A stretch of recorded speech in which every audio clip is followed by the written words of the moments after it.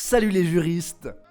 Aujourd'hui, on fait du droit administratif avec l'arrêt du Conseil d'État du 8 février 2007, ArcelorAtlantic. C'est cet arrêt qui fixe les modalités du contrôle de constitutionnalité des actes réglementaires qui visent à transposer des directives européennes.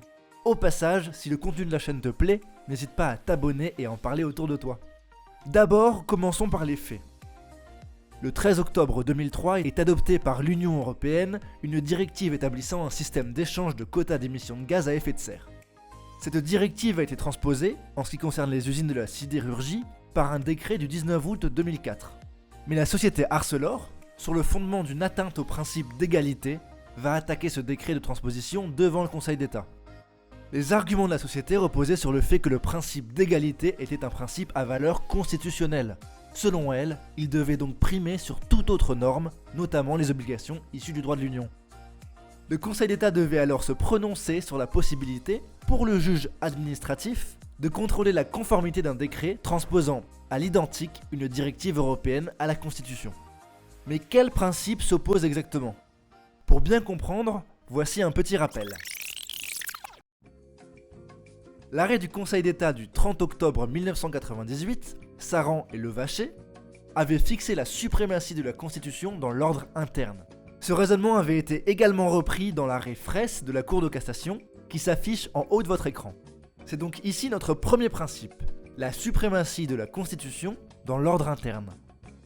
Mais ce premier principe s'opposait dans le même temps à un autre, découvert par le Conseil constitutionnel dans sa décision du 10 juin 2004, Loi pour la confiance dans l'économie numérique.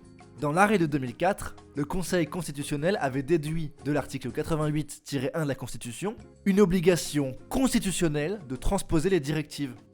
Revenons à notre arrêt. Dans la décision d'espèce, le Conseil d'État a donc dû concilier ces deux exigences. Ce que nous pouvons observer à la lecture des visas de l'arrêt. Le juge énonce alors les principes découlant des articles 55 et 88-1 de la Constitution. D'abord, si l'article 55 énonce la supériorité des traités internationaux régulièrement ratifiés sur la Constitution, le Conseil d'État rappelle que la suprématie ainsi conférée aux engagements internationaux ne s'applique pas, dans l'ordre interne, aux dispositions de nature constitutionnelle.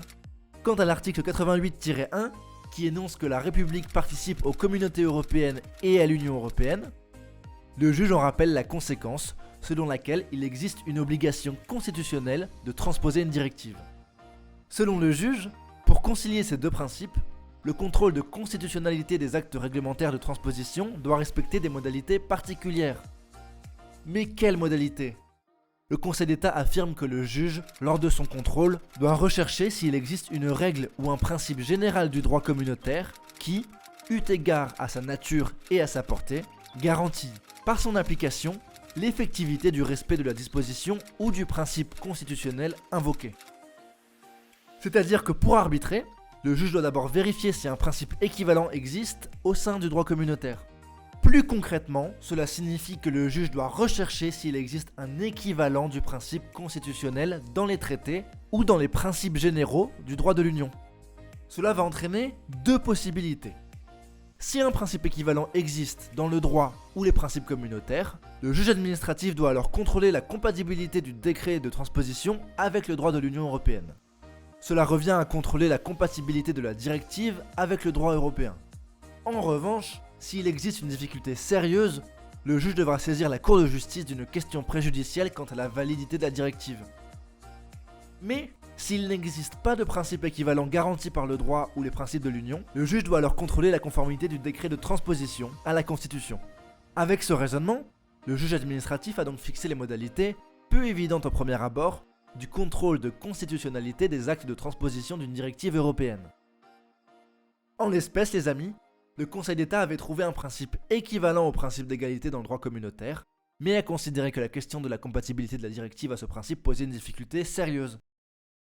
Une question préjudicielle a donc été posée par la Cour de justice, qui a jugé la directive compatible au droit de l'Union dans son arrêt Arcelor du 16 décembre 2008. À la suite de cet arrêt, le Conseil d'État avait alors validé le décret de transposition dans un nouvel arrêt Arcelor, le 3 juin 2009. Allez les amis, j'espère vous avoir été utile et je vous dis à bientôt. Et d'ici là, filez droit.